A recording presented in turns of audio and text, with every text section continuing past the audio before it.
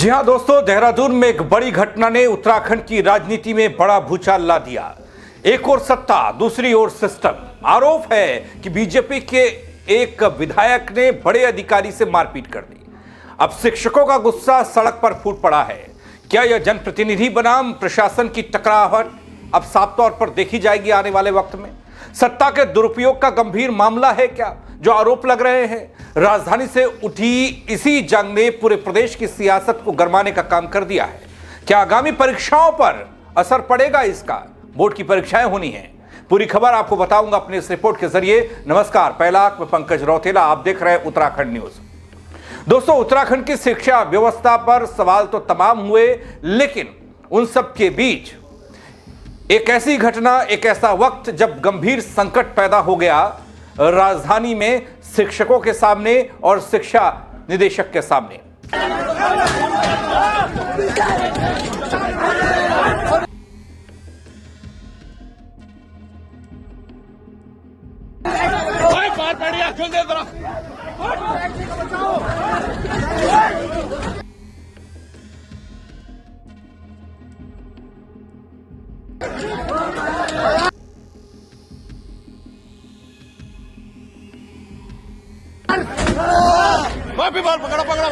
दोस्तों, इधर एक तरफ मारपीट हो गई, बल बीजेपी के एक विधायक ने शिक्षा निदेशक को उसके कार्यालय में जाकर मार दिया, अपने समर्थकों के साथ जमकर पीटा।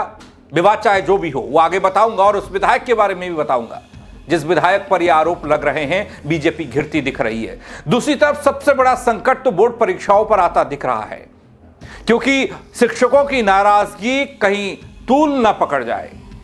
एक राजनीतिक विवाद अब इन परीक्षाओं के भविष्य पर सवाल खड़े करने लगा है। मामला बीजेपी विधायक पर गंभीर आरोप लगने का है, प्रारंभिक शिक्षा निदेशक के साथ मारपीट का है, जिसके बाद प्रदेश भर के शिक्षक गुस्से में हैं। बोर्ड परीक्षाओं में अपनी सेवाएं देने या न देने को लेकर मंथन शुरू हो चुका है। बल ये शिक्षक संघ ने साफ कर दिया। इसमें केवल शिक्षक नहीं बैठे हैं धरने पे, अभी इसमें तो हमारे मिनिस्टर के लोग भी हैं, पूरे प्रदेश के बहुत सारे संगठन हैं, इसमें अधिकारी भी धरने में बैठे हुए हैं। अभी जो सामूहिक निर्णय ले, इसमें एक निर्णय नहीं, अगर हमारे साथ कोई कुछ होता, हमारे शिक्षकों के साथ कुछ होता तो मैं तो निश्चित रूप से मैं तो बंद कर देता भी। अगर हमारे साथ कुछ होता तो मैं पूरा प्रदेश बंद कर देता, लेकिन इसमें बहुत सामूहिक रूप से निर्णय लेंगे और जो सामूहिक रूप से जो निर्णय लिया जाएगा। बोर्ड परीक्षा भी चल रही है तो क्या मैंने बोल तो दिया, वो बच्चे हमारे साल भर की मेहनत है, हमारा प्रयास रहेगा हम उसमें अवरोध न करें। लेकिन अगर ऐसी स्थिति रही, कोई सम्मानजनक निर्णय नहीं लिया जाता, उनकी गिरफ्तारी नहीं किया जाता, तो बाध्य होकर हमें उसे व्यवधान करना पड़ेगा। दोस्तों, पूरा विवाद उस समय सामने आया जब उमेश शर्मा काऊ अपने समर्थकों और पार्टी कार्यकर्ताओं के साथ शिक्षा निदेशालय पहुंचे। बताया ये गया कि वो एक सरकारी स्कूल का नाम बदले जाने के मुद्दे को लेकर बातचीत करने के लिए पहुंचे थे।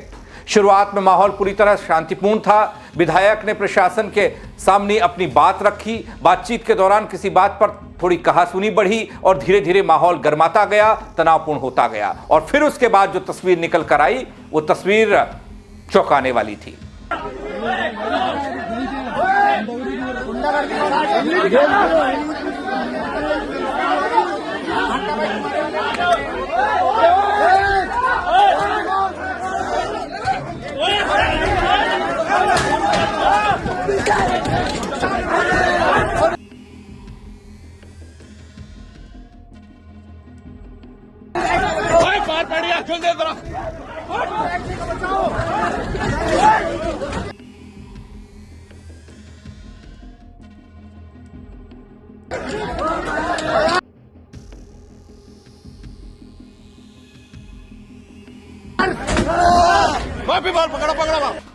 दोस्तों, आरोप ये कि इसी दौरान विधायक और उनके साथ आए उनके कार्यकर्ता, उनके समर्थक प्रारंभिक शिक्षा निदेशक के कार्यालय में घुस जाते हैं, वो मारपीट करते हैं, वो तोड़फोड़ करते हैं। प्रारंभिक शिक्षा निदेशक का कहना यह कि यह पूरी घटना न सिर्फ प्रशासनिक मर्यादाओं के खिलाफ है, बल्कि एक वरिष्ठ अधिकारी की सुरक्षा पर गंभीर सवाल खड़े करती है। हालांकि हैरानी की बात तो यह रही कि मामला पुलिस कार्रवाई तक पहुंचने में दम तोड़ गया। एक तरफ यह कहा गया कि पुलिस पहुंची, पुलिस ने मामले को शांत करने की कोशिश की और दूसरी तरफ खबर यह आ रही है कि पुलिस तक मामला पहुंचा ही नहीं। लेकिन इसके दुष्परिणाम अब शिक्षा व्यवस्था और बोर्ड परीक्षाओं तक को डेंट कर रहे हैं, चोट पहुंचा रहे हैं। दोस्तों, एक बात बीजेपी के विधायक को लेकर, उमेश शर्मा काऊ को लेकर, आप कह रहे होंगे कौन विधायक, कैसा विधायक, कौन है जिसने इतना बड़ा कांड कर दिया। दोस्तों, उमेश शर्मा काऊ रायपुर विधानसभा के विधायक हैं। 2012 में कांग्रेस के टिकट से विधानसभा में वो एंट्री लेते हैं, लेकिन 2016 आते आते कांग्रेस से उनका मोह भंग हो जाता है, वो नाता तोड़ लेते हैं। इस वक्त बीजेपी उनका सहारा बनती है, बीजेपी का दामन थामते हैं और मजबूत जनाधार वाले बताए गए उमेश शर्मा काऊ आगे का सफर बीजेपी के साथ तय करते हैं। क्षेत्र में उनकी सक्रियता लगातार अच्छी बताई जाती रही है। आम आदमी से जुड़ाव भी बढ़िया बताया जाता रहा है। हां, छोटे मोटे विवाद होते रहे हैं, लेकिन उन सब से इतर आज की तस्वीर ने बहुत बड़े सवाल खड़े कर दिए। बीजेपी में जाने के बाद उनके समर्थकों की संख्या भी बढ़ी, ऐसा कहा गया। लेकिन आज ऐसा क्या हो गया कि जिसकी छवि को बेहतर बताते रहे लोग, समझते रहे लोग, और उसी विधायक ने प्रारंभिक शिक्षा निदेशालय में पहुंचकर इतना बड़ा कांड कर दिया, निदेशक को पिटवा दिया। वैसे दोस्तों, परिसीमन के बाद पहली बार वजूद में आई रायपुर सीट पर विधानसभा के एक विशेष तबके में उनकी पकड़ खासी मजबूत रही है। उमेश शर्मा काऊ की बात कर रहा हूं। थोड़ा दबंगई इसी बात को लेकर कि जन समर्थन उनके साथ है। चुनावी मौसम में काऊ के क्षेत्र में सक्रियता उनकी नई पहचान है और विधायकों से वो ज्यादा एक्टिव दिखते हैं। जबकि विरोधी कांग्रेस के नेता सत्तारूढ़ दल की उपलब्धियों में शामिल उमेश शर्मा काऊ के तमाम कामों पर हमेशा सवाल करते रहे हैं, विवाद खड़ा होता रहा है। लेकिन इन सबसे इतर बस इतना भर था कि उमेश शर्मा काऊ बीजेपी में कब आए और कैसे राजनीति की शुरुआत की, जिस पर आज इतने बड़े आरोप लग रहे हैं। आज जो विवाद हुआ, विवाद की जड़ अब देखिए, समर्थकों के साथ निदेशालय में पहुंचना, प्रारंभिक शिक्षक निदेशक को पीटना और उसके बाद निदेशक के गंभीर आरोप इसलिए कह रहा हूं कि शुरुआती तौर पर यह कहा गया कि विधायक साहब तो मौजूद ही नहीं थे वहां, लेकिन आप निदेशक को सुन लीजिए वो क्या कह रहे हैं। क्या नाम परिवर्तन करवाना चाहते थे, और जो कि हमारे स्तर का नहीं, शासन स्तर का मामला है। ठीक है। और हमने उनको बताया कि शासन स्तर से ये लंबित है, वहाँ भेजा हुआ है प्रकरण। बस इसी बात पे उनके साथ जो और जिनको लेके आए हुए थे उनके साथ उनके विधायक जी वहाँ मौजूद थे जब आप बिल्कुल विधायक जी के साथ ही सब लोग आए थे। स्टाफ के लोगों ने विधायक को कमरे में बंद भी कर दिया था।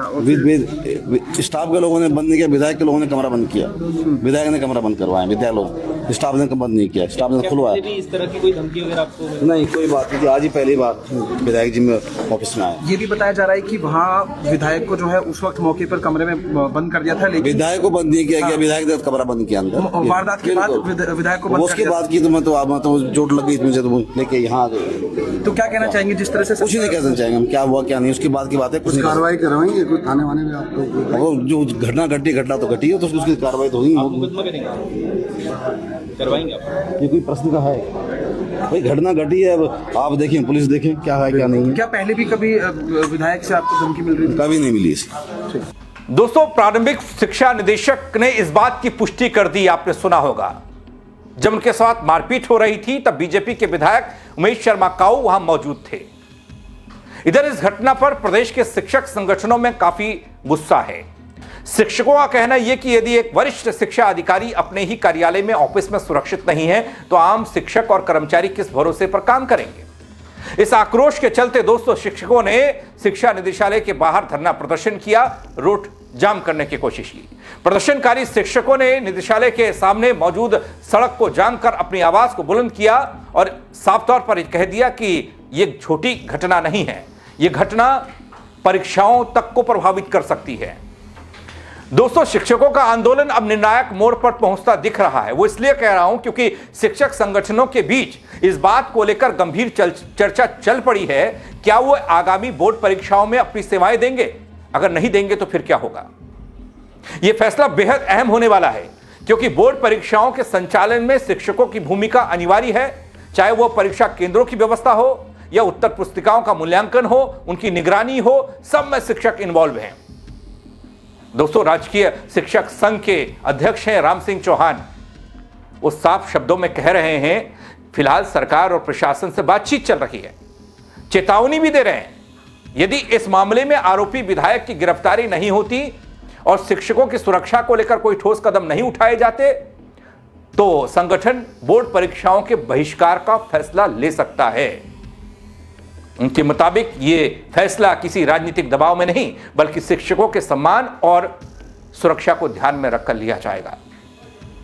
और दोस्तों, सबसे बड़ी चिंता की बात यह कि यदि शिक्षक बोर्ड परीक्षाओं का बहिष्कार करते हैं तो उसका सीधा असर छात्रों के पढ़ाई लिखाई और उनकी परीक्षा और उनके भविष्य पर पड़ेगा। इधर उत्तराखंड में बोर्ड परीक्षाओं की शुरुआत, छात्र महीनों से इसकी तैयारियां कर रहे थे। परीक्षा प्रक्रिया के बाधित होने से न सिर्फ परीक्षा कार्यक्रम बिगड़ सकता है बल्कि छात्रों का मानसिक संतुलन भी उस पर असर पड़ सकता है, तनाव बढ़ेगा। इधर दोस्तों, जब बात शिक्षा के विशेषज्ञों की करते हैं या शिक्षा महकमे को जानने और शिक्षा को समझने वालों की करते हैं तो उनका मानना यह कि इस पूरे विवाद में छात्रों को किसी भी तरह से नुकसान नहीं उठाना चाहिए। सरकार और प्रशासन की जिम्मेदारी यह बनती है कि वो जल्द से जल्द इस मामले का समाधान निकालें ताकि शिक्षा व्यवस्था पटरी पर बनी रहे। अभिभावकों में भी इस बात को लेकर चिंता गहराती जा रही है कि इस कांड का कितना असर परीक्षाओं पर पड़ेगा, कि कहीं राजनीतिक टकराव की कीमत उनके बच्चों को ना चुकानी पड़े।